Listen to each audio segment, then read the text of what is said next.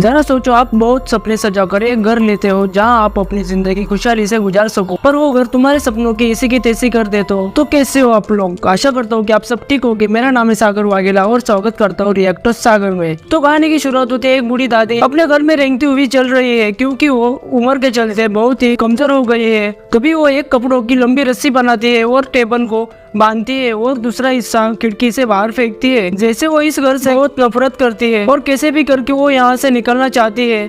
कमजोर होने के बावजूद ये रिस्क लेने को तैयार है। तभी वो जैसे ही उतरने की कोशिश करती है तो टेबल सरकता हुआ उसकी ओर आता है और वो वहाँ से फिसल जाती है। वो जमीन से टकराने वाली ही थी, तभी उसका पैर उस रस्सी में फंस जाता है और वो जैसे ही रस्सी निकालने लगती है तभी वो रस्सी फिर दादी को घर के अंदर खींचती है, जैसे वो घर नाराज हो गया था। और नेक्स्ट सीन में हम हैना को देखते हैं। वो 25 साल की है। वो इस घर को खरीदने आई थी। मैनेजर और दादी उसे देखकर खुश थे और ये वही दादी है जो खिड़की से भाग रही थी। आना को घर देखते ही उसे बहुत अच्छा लगता है। मैनेजर आना को बहुत कम किराया बताता है। यह सोचकर आना को खुशी का ठिकाना नहीं था। तभी उसे एग्रीमेंट साइन करने को देते हैं, पर आना कहती है, दादी आप इतना अच्छा घर क्यों छोड़ रही हो?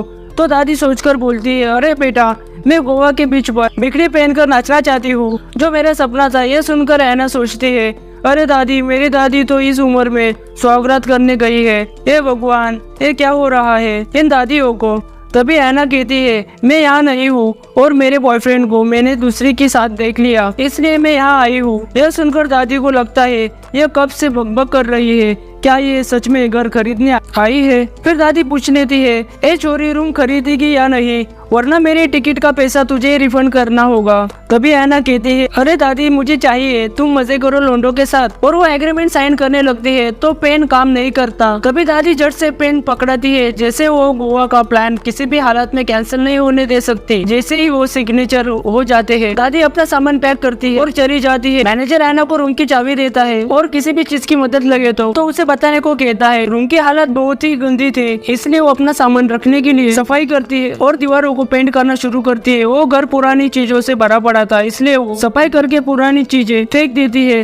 थोड़ी सफाई के बाद वो कपड़ा भी फेंक देती है। जब वो कूड़ा फेंक कर आती है, जो चीजें उसने फेंकी थी वो चीजें फिर लौट आती है। फिर पूरा घर धूल मिट्टी से भर जाता है। जो दीवार उसने पेंट की थी वो फिर जैसे की तैसे हो गई थी। जो ताजे फल उसने लाए थे वो भी सड़कर गल चुके थे। घर जैसे के तैसे देखकर वो उस पर ध्यान नहीं देती। फिर वो कूड़ा निकल फेंक आती है। जब भी वो घर साफ करती है, घर फिर पुराने हालत में लौट आता है। घंटों बीत जाते हैं, वो बार बार सफाई करते हैं और वो देखते है कि उसकी आंखें काली पड़ चुकी है, जैसे उम्र बढ़ते ही दिखने लगती है और वो थककर वही सोफे पर सो जाती है। कुछ देर में रेडियो में आवाज आती है। ऐना उसे बंद कर देती है। फिर वो अपना चेहरा देखती है तो उसकी उम्र और बढ़ गई थी। हालांकि उसकी उम्र इतनी नहीं थी। उसे कुछ समझ में नहीं आ रहा था, वो डरने लगी थी। तभी वो गुस्सा होकर मैनेजर के पास जाती है और वो कहती है, तुमने सालों मेरे साथ क्या जादू कर दिया और ऐसा श्रापित घर मुझे थमा दिया। वहाँ कोई शक्ति है जो हमेशा गंदगी में रहती है, उसे साफ सफाई पसंद नहीं है। मैंने इतनी बार साफ सफाई की पर वो जैसे कि तैसा हो गया। और मुझे देखो, और कुछ ही घंटों में मेरी उम्र कैसे बढ़ सकती है, और मैं सिर्फ 25 की हूँ। और ऐना अपने एडवांस के पैसे मांगती है,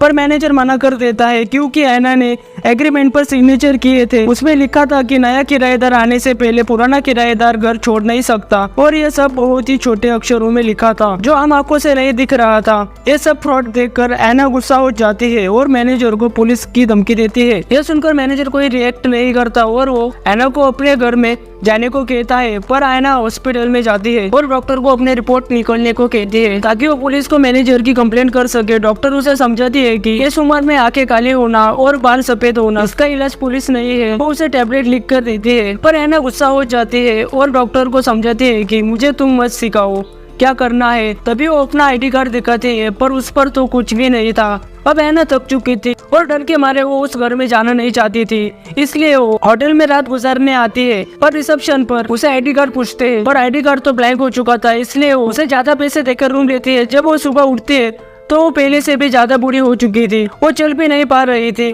तकरीबन 80 की उम्र में कुछ घंटों में हो गई थी और उसके दांत भी गिरने लगे थे। वो फिर उसी भूतिया घर में आज जाते हैं और मैनेजर पर उसका दांत फेंक कर मारते हैं, पर मैनेजर उसे देखकर थोड़ा भी नहीं चौंकता। वो उसे समझाता है कि तुम्हें सब नियम ध्यान से पढ़ने चाहिए थे, जिसमें साफ साफ लिखा था तुम बार बार घर के बाहर नहीं जा सकती। अगर कोई किराएदार ऐसा करता है तो उसकी उम्र बढ़ जाती है, जब तक वो भगवान को प्यारा नहीं होता। ये घर बहुत ही पालतू है, उसे हमेशा लोगों के साथ रहना पसंद है। अगर कोई बाहर जाता है तो वो घर उसे सजा देता है, इसलिए घर में कोई ना कोई उसके साथ रहना जरूरी है। यह सुनकर ऐना अपने घर में आ जाती है, पर तभी मैनेजर अपना माचिस ढूंढता है पर उसे नहीं मिलता। उसे ऐना पर शक होता है, फिर वो भागता हुआ उसकी ओर आता है, पर उसका दरवाजा तो लॉक था। तभी अंदर ऐना पूरे घर को जलाने का प्लान कर रही थी। जैसे ही वो माचिस जलाती है और जमीन पर फेंकती है, पर बार बार माचिस बुझ रही थी।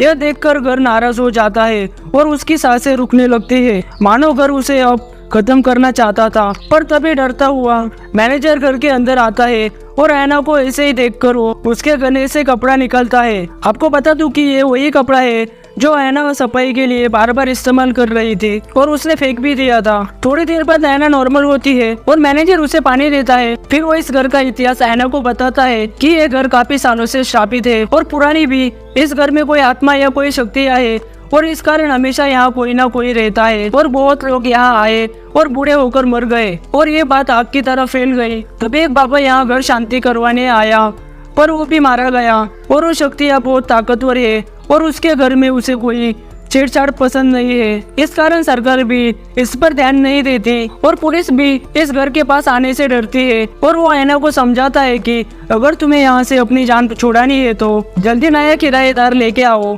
वरना जिंदगी भर तुम यही फंसी रहोगी। फिर वो चला जाता है। फिर ऐना अपने बॉयफ्रेंड के पास आती है, पर वो उसे पहचान नहीं पाता क्योंकि वो बहुत ही बूढ़ी हो चुकी थी। ऐना उसे अपनी पहचान बताती है, पर बॉयफ्रेंड को लगता है कि ये ऐना की रिश्तेदार है। तभी बॉयफ्रेंड की गर्लफ्रेंड भी आ जाती है और वो भी एक घर ढूंढ रहे थे। ऐना को मैनेजर की बात याद आती है, पर वो उन्हें कुछ नहीं कहते। उस रात ऐना सो रही थी, तभी रेडियो चालू होता है। घर जगमगा उठता है, मानो बुढ़ापे के चलते वो घर ऐना की मदद कर रहा था। वो उसके लिए खाने की चीजें बनाता है, पर ऐना को अंदाजा नहीं था कि ये घर उसकी देखभाल कर रहा है। वो खाना फेंक देती है और थोड़ी चाय पीकर देखती है। फिर ऐना एकदम कमजोर हो जाती है, उसे अब सहारे की जरूरत लगती है। वो एकदम मरने के कगार पर आ चुकी थी, मानो वो 100 साल की हो गई हो। तभी उसे अपने हाथों पर कुछ अजीब महसूस होता है। वो हाथ की चमड़ी खींचती है तो उसे अंदर नसों जैसे रंगी बेरंगी धागे दिखते हैं। वो समझ जाती है कि वो कभी भी मर सकती है, यानी आखिरी वक्त आ चुका है। तभी वो मैनेजर को बुलाती है क्योंकि उसका दोस्त और उसकी गर्लफ्रेंड आई थी। घर की कंडीशन और साधु सामान देखकर उन्हें घर बहुत पसंद आता है और मैनेजर उन्हें वही एग्रीमेंट साइन करने को देता है जो ऐना को दिए थे। ऐना को अपनी जिंदगी याद आती है जब वो इस शापित घर के जाल में फंसी थी और जो उसके साथ हुआ वो इन दोनों के साथ नहीं करना चाहती। इस कारण वो अपने बॉयफ्रेंड के हाथ पर गर्म चाय फेंक देती है और उन्हें यहाँ से जाने को कहते हैं और वो बिना कुछ कहे वहाँ से चले जाते हैं। मतलब ऐना ने यहाँ से निकलने का आखिरी रास्ता भी बंद कर दिया। वो चाहती तो अपने बॉयफ्रेंड से बदला ले सकती थी और आखिरी वक्त वो बाहर घूम सकती थी, पर वो ऐसा नहीं करती क्योंकि वो अभी भी अपने बॉयफ्रेंड से प्यार करती थी और अपनी जिंदगी के लिए दूसरों की जिंदगी तबाह नहीं की। वो इस घर का खेल खत्म करना चाहती थी। वो मैनेजर को जाते जाते बाहर से दरवाजा बंद कर देना कहती है और यहाँ कुछ साल मुझे देखने मत आना, क्योंकि अगर यहाँ कोई आएगा नहीं तो घर अकेला पड़ जाएगा और वो अपने आप ही अकेला मर जाएगा और ना लोग मरेंगे ना बूढ़े होंगे।